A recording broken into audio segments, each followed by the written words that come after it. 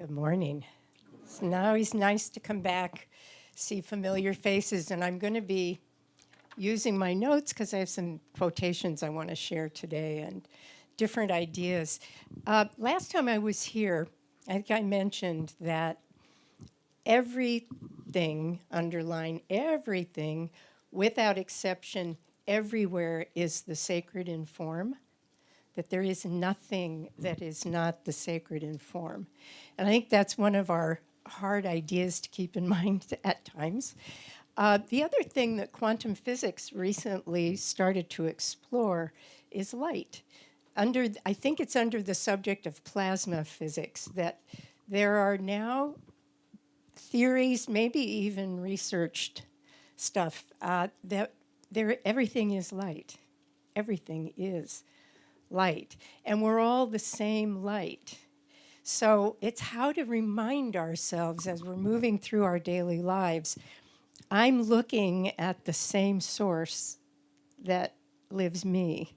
There's no other, there's no, oh, that's different. No, it's all, I don't know if you guys saw this on Facebook just yesterday. Someone posted something. I wish I had grabbed it. And if anybody finds it, please grab it and send it to me. It was a whole series of small sentences about what if, it was either what if God is water or what if water is God. But what it did that was so great was just talking about the characteristics of water. And what if we thought of that as God and reminding us that water takes the shape of whatever container it comes across. It's not choosing one way to be or the right way to be. It's flowing and finding its way and taking shape depending on the containers that are available. And I think of all of us as unique containers. When I look at insects now, I have trained myself, having 2 cats and I can't use insecticides.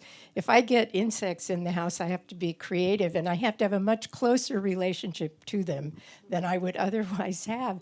And I keep reminding myself, this is the exact same life and intelligence that's living me right now. And when I do this and I wash them down the sink, I know I am killing brothers and sisters, my earthkin. I make that stay very conscious. I'm taking away that moment of life's opportunity to live as whatever that was. I don't even usually know what they are. So it's how to move through your life knowing we are related to and part of everyone and everything. It's hard to do because our natural way of thinking is to make things other. How to keep reminding ourselves, no, that's just the container that life poured itself into for right now.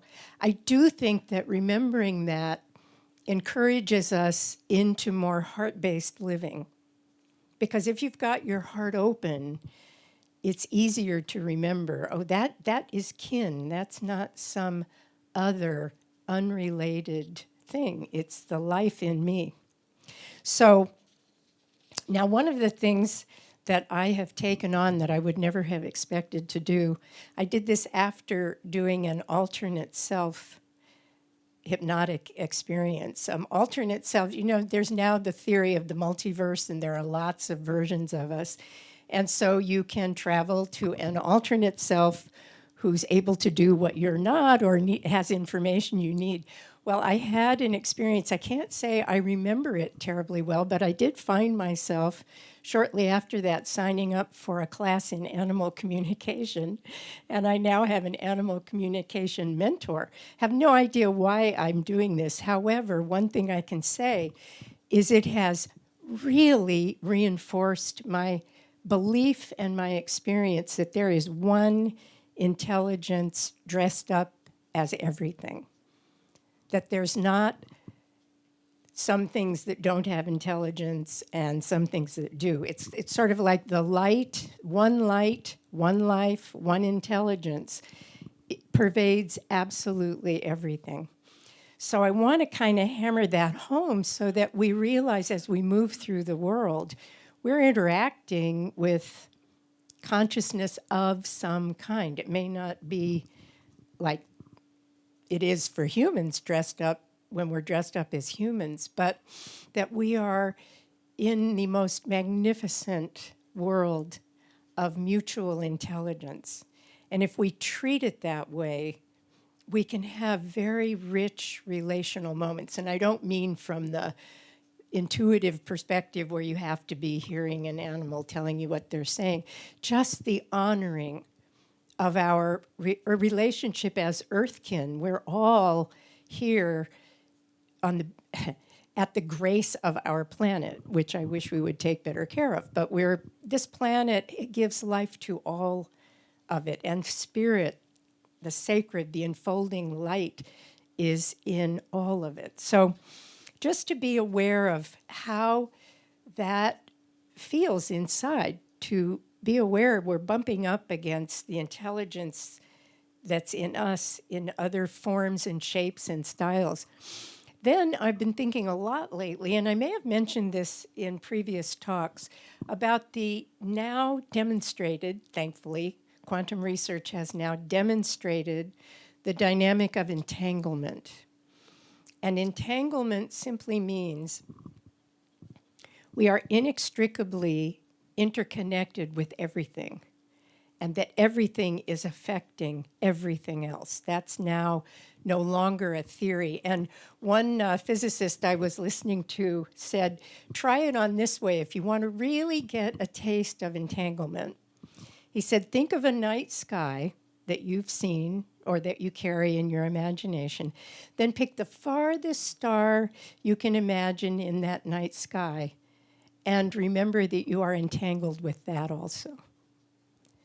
It reminded me of a quote from the Rig Veda, if I'm remembering the right source, that says, we are woven into a web of life out of which we cannot fall. And when I think of that star way out there and that I'm entangled with that star, I think this fabric, this web of life, infinite and holding all of us as part of one massively big expression that I can't even begin to imagine about, except the fact of its existence. So, and this goes back to your hypnotic experience, there is something called the imaginal realm. Make a distinction between the imaginal realm and imagination. Things we experience in the imaginal realm are real. Because I bet your body mind had an experience that went all the way in of some kind. We take in new information. So when we imagine sending light out into the world, we're actually doing something real. The only confusing part is from a quantum point of view, the light and love are already everywhere. Because in quantum dynamics, there's no there.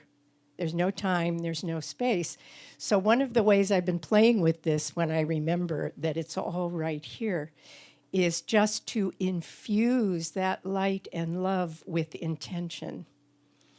And as a practice, one of the intentions I've been using lately, because our human family's in a bit of a struggle right now. So what I've done is when I imagine that the light and love are everywhere already, if not in actuality, in potentiality, but I think actually it's there already, I ask that that light and love serve the greatest good for the greatest number.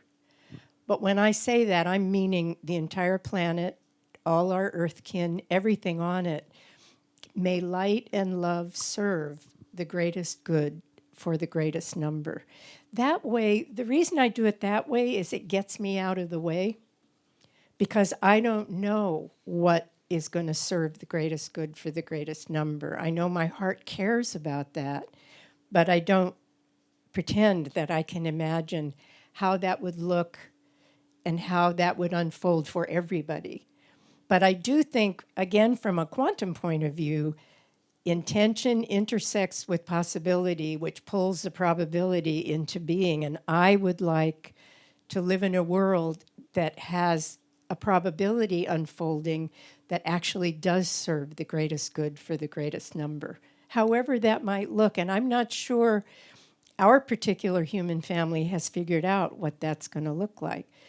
That's something else I may have talked about last time, is how to not know and to enjoy not knowing so that we get out of the way. You can hold intention, but to kind of step away from figuring out how it's going to work out, because then I think we're just standing in the way of what could happen. I find with my years of work in hypnosis, things can happen that you just can't even in your wildest dreams imagine could unfold for someone. So we don't want to limit ourselves by only what we know now. So calling on these more inclusive intentions allows me then to sit and see what happens rather than have to try to figure out or decide what I need to do. So now there's no clock again, so somebody's going to have to give me a high five if I'm over talking. Am I okay so far? Okay, good. All right. So I wanted to share some things. There's a spiritual teacher named David Spangler. He's just like a really grounded kind of guy, and I've taken classes with him over the years. He's been around forever. He was co-director for a while at Findhorn, for those of you who know about Findhorn in Scotland. And David actually wanted to be a microbiologist until Spirit got hold of him and said, no, sorry, that's not the life you're going to be living. So David has a new book out called Partnering with Spirit. He's got a gazillion books, but I wanted to read some things from this new book of his along the lines of we're all in this together. And, you know, what I think I said this probably nearly ad nauseum last time I was here, but how important I feel now are the frequencies we choose to resonate with. And we have moment-to-moment choices in any given day to catch what frequencies we're resonating with and to decide if that's working for us. I think I may have talked about the vacation that my sister and I took in July. When, I'm sure I talked about it because I could barely walk last time I was here. I had fallen down and really creamed myself.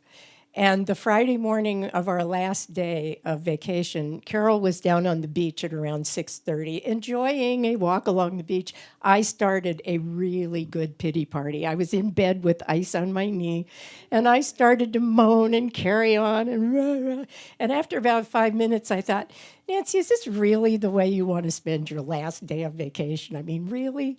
And I thought, yeah, probably not. So it took me about 10 minutes of gratitude practice to shift the frequency. But once it shifted, it was shifted.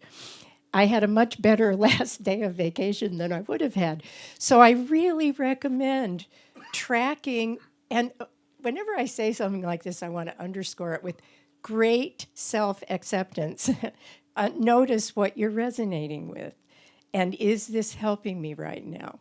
So that's part of this keeping an awareness of we are part of this complex earth family, and what are we bringing to each moment, given that we're all entangled and we're all affecting each other every moment. Kind of a scary idea once in a while, but I think it's a positive one if we can keep resonating with frequencies that support us. So this is from David's book. This is the part where he's talking about Gaia. He talks a lot about Gaia and our relationship with the planet. And he says, it's time to realize that we are each an organism of energy and consciousness embedded within a larger organism of energy and consciousness, Gaia. It's time to align these two so that they empower and enrich each other in synergy. What that says to me is, in your meditative practice, take a moment or two to remember we are earthkin, and we are connected and given life by the planet. And we want to remember to send blessings to our planet and gratitude for all that we receive that allows us to have life. I think, I was thinking one day somebody posted something on Facebook about it's taken 2 generations to make us unlearn how to live in nature. And I thought, if I had to live in nature, I'd last approximately 10 and a half minutes. I just wouldn't have the remotest idea how to feed myself, how to do anything that I need to do. So I really take seriously love and gratitude toward the planet, because it is a very deep, intimate relationship that we have. So then, just to read from David a little bit about what he calls the blessing partnership. David has a lot of deep practices about blessings. One of them that I really like, and I forget to do it constantly, but it does come to mind as one I really like. He calls it the touch of love. And he said, so imagine that you are, from your heart, you're just filling your body with love, and you're having that light run down your arms and into your fingertips. And then during the day, everything you touch gets a touch of love. I really like that. As I say, I always forget to do it, but I think it's a really beautiful idea of setting ourselves up to remember our relationship and our capacity to do this.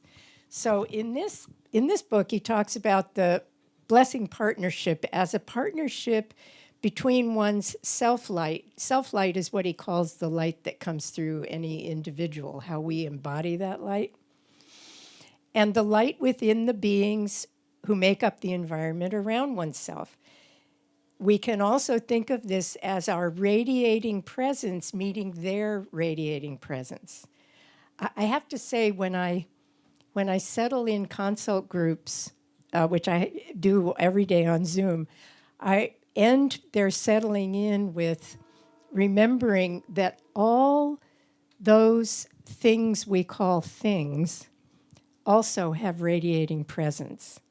It's hard for us to take that in because we aren't taught to see the life and energy in everything. But he's talking here about blessing everything. I bless my computer constantly, and it takes me places I don't even know I need to go. I bless my phone. I bless my vacuum cleaner. Oh my goodness. Since the pandemic, I'm in charge now of cleaning my apartment because I'm there all the time. I can't have anybody come in while I'm working. I bless that vacuum cleaner and thank it every time. I'm so grateful for it.